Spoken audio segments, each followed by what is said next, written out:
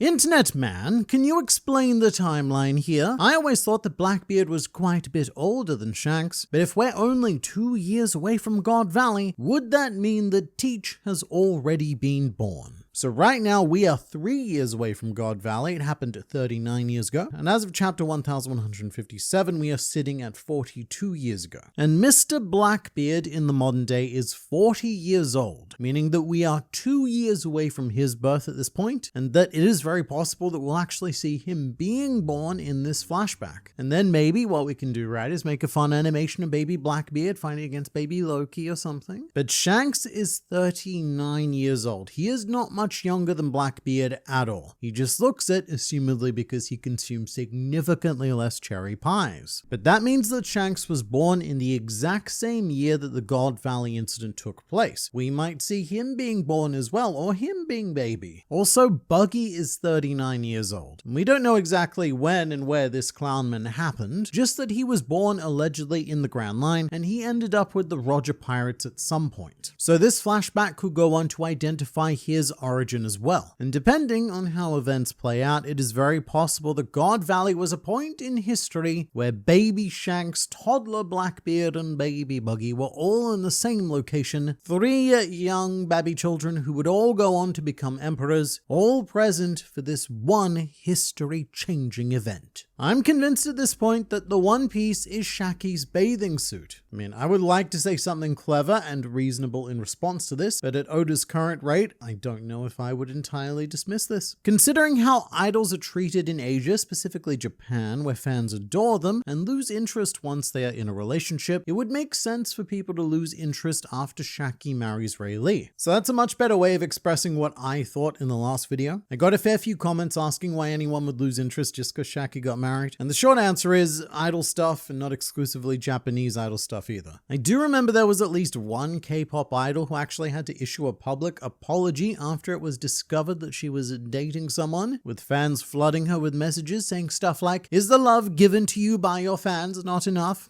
It's an absolutely insane world, and I guess the way I imagine it working is that an idol is like a human timeshare for tens of millions of people. Each of those people know that they're not the only invested fan, but they pursue that parasocial intimacy, and it's not just on their side. That aspect is also encouraged by the idols and their management. In fact, it is the entire sales pitch. Music is a very secondary product in the idol world. It is all about selling that parasocial connection. So when an idol starts dating to a fan, that probably feels like being parasocially cheated on. But long story less long, Rayleigh marrying Shakky probably officially removes her from the idol culture, and so people immediately lose interest and move on to the next object of affection. It's kinda weird and cool at the same time to see Kaido and Whitebeard as bros for a second. It is, and it's so rare that we get to see them interact. The first and only time I recall was during Kaido's flashback, when it was revealed that Whitebeard was actually the person who encouraged Kaido to join the Rocks Pirates. And with that in mind, I do think that Whitebeard took on an older brother role with Kaido. We just haven't seen that explored quite as much as Big Mom's older sister dynamic with him. And it does give some nice retrospective depth to Kaido. Although knowing this, I think it's kind of a shame that we never saw modern Kaido interact with old man Whitebeard, because Kaido clearly had a high level of respect for Whitebeard. Kaido was even praising Mr. Whitebeard for dying in the correct manner, and Kaido's ultimate goal was to, ironically, live up to the deaths of both Whitebeard and Roger.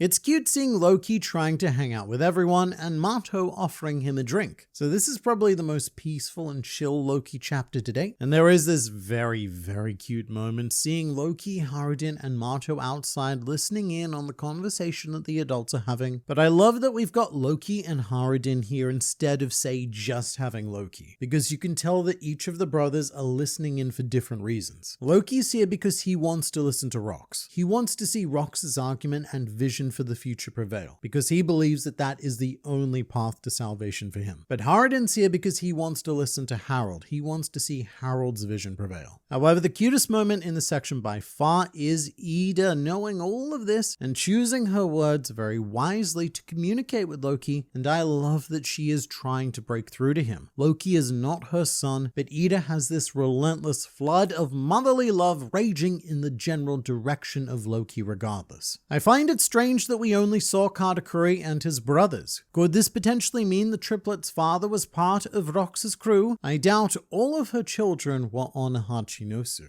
Alright, let's get into this a bit more. Firstly, there were a lot of people who thought I was joking in the last video when I said that Big Mom has 20 children by this point. But mates, you all severely underestimate Big Mom's reproductive capabilities. This is every Charlotte child that had been born by the time this chapter takes place. We don't see most of them in the chapter itself because, quite frankly, Oda knows who the interesting ones are, and it is possible that the kids have to be a certain age to even accompany their mother. Totaland does exist as an empire by this point, so it could be a situation where after the kids, they get shipped away to be raised in the safety of that empire. But for the old wizened 6-year-olds like Katakuri, Oven, and Daifuku, Hachinosu is a perfect place to be raising them into the beasts that Charlotte Linlin intends them to become. It's either that or there's a daycare somewhere on Hachinosu, a daycare that was built exclusively for Big Mom's kids. As for the father, I don't think that Katakuri, Oven, or Daifuku's father was a ROX member, just because those kids existed before Big Mom joined the group. But from there down, look, nothing is off the table. Charlotte Linlin was spending all of her time on Hachinosu and with the ROX pirates and getting consistently pregnant, so I would imagine that there is a ROX father or 2 or 3 in there somewhere.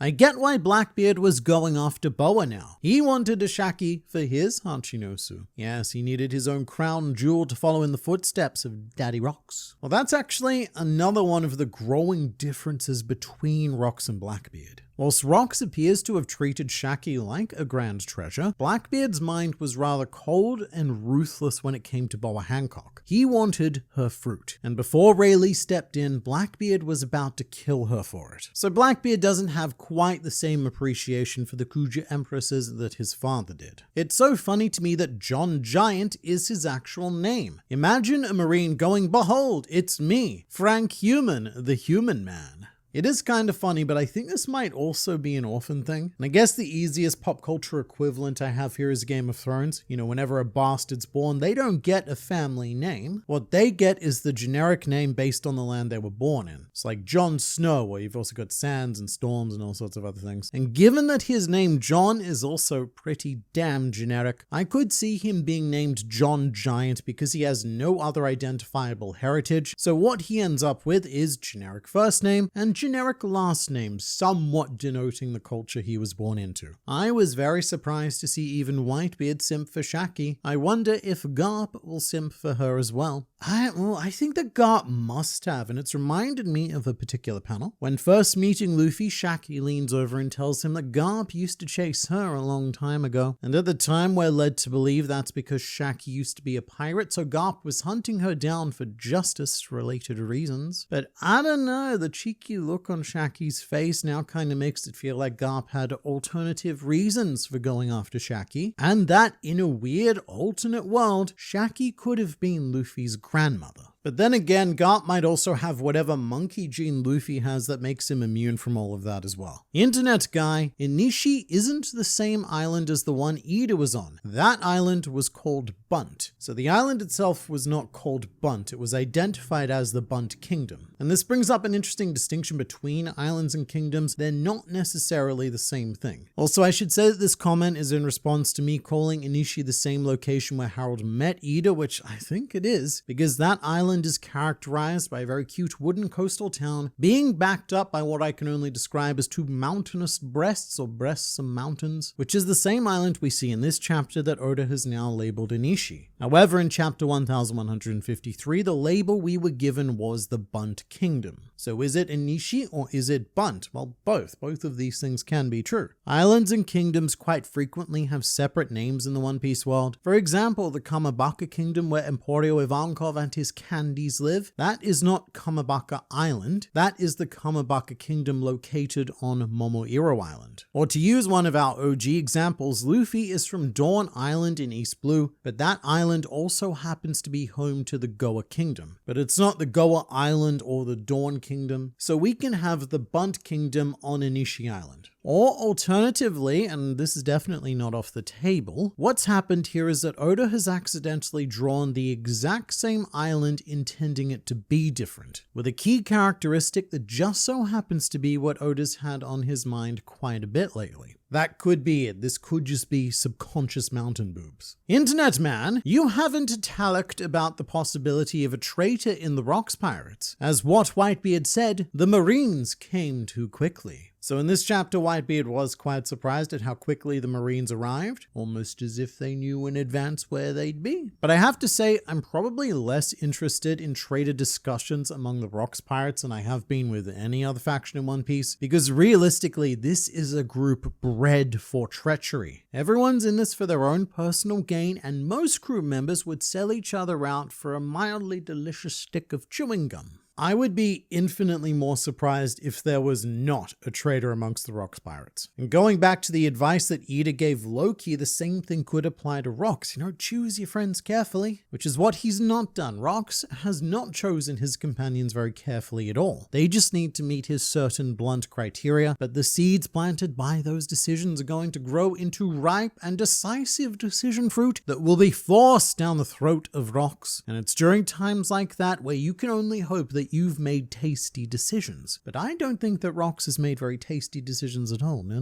And so again, I think the big twist here is if no one is actively working to betray him right now. Internet man, wasn't the God Valley incident created by none other than Ginny telling multiple pirate crews about the amazing prizes that the Celestial Dragons were giving to the winners of their games? That is indeed what we are led to believe. And I think that that is still quite true, but what's happened here, right, is we have misjudged the prizes. Ginny mentioned that 2 of the prizes were devil fruits, and the reason why she mentioned these 2 specifically is because Ginny believed that either one of them could allow them to escape from God Valley. And one of those just happened to be Kaido's future devil fruit, so it was quite easy for many to be misled into thinking that this fruit was stolen from Hachinosu, that was their treasure, that was their crown jewel, etc. Ginny doesn't tell us what the other prizes are, assumedly because those prizes won't help them get off the island. But my proposal here is that not all of the prizes were devil fruits, and that one of the prizes was actually Shakky herself, a former Kuja Empress, the then most beautiful woman in the world, and a person known as the crown jewel of Hachinosu. This is a prize I can see as being quite appealing for the world nobles, a very extremely rare slave to brag to all of your inbred friends about. So Shakky gets captured, Ginny finds out about Shakky and reports where Shakky is, as well as fruit, and then the entire world converges on poor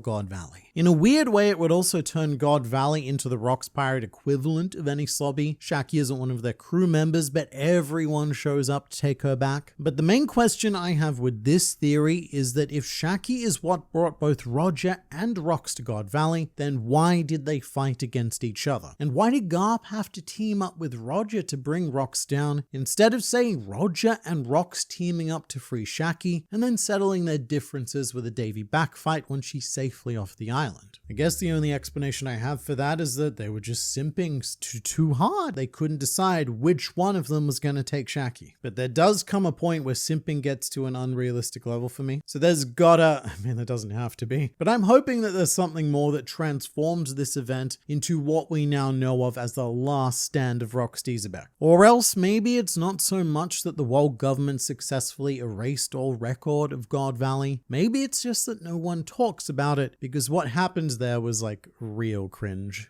Whitebeard telling Stussy he was never in love with her right before joining the goon team for Shakky is crazy work. Look, Whitebeard did nothing wrong. He has been nothing but completely open and honest. This is very much Stussy's one-sided delusion here, and Whitebeard needing to constantly remind her that he isn't interested. But it does help understand the old pruny Stussy of the modern day, and how she seems to genuinely believe that Whitebeard was her lover, because the truth has never been a powerful enough force to derail her personal thought train. And this is probably why Stussy goes on to join Mads after God Valley to figure out how to clone Whitebeard, either to create the son she now calls Weevil, or in an attempt to create a Whitebeard that does love her. It also makes their dialogue in chapter 1096 make a lot more sense. When the Rocks pirates land at God Valley, Whitebeard eagerly wants to be involved, and Stussy says, "Oh, Newgate, not you too." And then Gloriosa tells her not to be so damn pathetic. And if this is all about Shakky, then you can see how that dialogue fits in quite nicely. Mr. Internet Man, why did you not mention the adorable Kaido snowman ulti made on the cover story this week? Because it didn't really fit in with anything else I was talking about in the previous video. That's what these videos are for. But it is an admittedly adorable snow Kaido, which is probably not the greatest of manners considering the grave they're visiting is for a man who died protecting Ringo from Kaido, and apparently no trace of this man's body was left behind. I'm a bit annoyed that Oda's still teasing us with this mystery, because we've been left with the same information that Oda dangled above us in the last cover. But so far, the best theory I've seen is that this grave belongs to Jigoro, who you may remember as Zoro's zombie on Thriller Bark. And this is because, according to Jigoro's Vivia card, he was born in West Blue, but he has a very Japanese name, Jigoro of the Wind. And that name would make sense if he was raised in Wano, as this hero is said to have been. And also, this often gets forgotten about, but Jigoro was a legendary hero who allegedly defeated 7,000 pirates in order to protect his family. And I guess the logic here is that Moria took his body when he took Ryuma's body, going on a real corpse binge, but that's the best theory I've seen for this hero so far. Bro, in the past I used to hate One Piece because that's what I heard people say, and I polluted my opinion with that, but after I started reading the manga it changed my perspective, and I went from hating One Piece to watching a One Piece video at 3:20 AM on school night. So what you've done right is you have literally changed your life by doing that. Not just by reading One Piece, which is life-changing enough on its own, but by not letting other people's opinions forge yours. There are lots and lots of very loud people in the world who are desperate to use your mind as clay to mold their ideas into, and that's what happens with Luffy a lot in One Piece. He runs into so many characters who try to enforce their views of the world onto him, which mentally suffocates Luffy to the point where he punches and defeats them for the sake of his freedom. So definitely be more like Luffy, think for yourself, but also be more like Luffy in knowing that you don't have to think all the time, and that it's okay to not have an opinion if you don't know enough about a certain subject. But either way, don't just parrot other opinions that you've heard. Intense battle of simps? Sanji is becoming more relevant here. Yeah, I do have to say, these chapters are putting in a lot of good work for Sanji. Knowing that Roger, Rocks, and even Whitebeard were capable of simping on Sanji-esque levels means that we can and should expect continued greatness from Mr. Cookman. Maybe Shakky's allure was lost when she became a mother. There are those theories that Mihawk is Shakky and Rayleigh's kid. Could also be someone else, who knows? So this is actually something huge that I hadn't thought about until now, because I think that the Mihawk son theory is finally dead. For anyone unaware, there was a very credible idea that Mihawk was the son of Shakky and Rayleigh. I'm not going to go into all the details of it right now, but now that we fleshed out the timeline, I don't think it works out. Shakky arrived on Hachinosu 42 years ago, meaning that at this time, Mihawk had already been born the year prior because he is 43. And it just doesn't seem like Shakky and Rayleigh have gotten together yet. And something else that also doesn't quite fit is the idea that the residents of Amazon Lily only give birth to girls. There's no currently recorded male being born from the spawning hole of a member of the Kuja tribe, so I think that this Mihawk idea is, at least in its current incarnation, pretty dead. But whatever video you're seeing on your screen right now, that's a theory that I don't think is dead yet, so definitely click that one, and also just say whatever you want in the comments below because I might read it.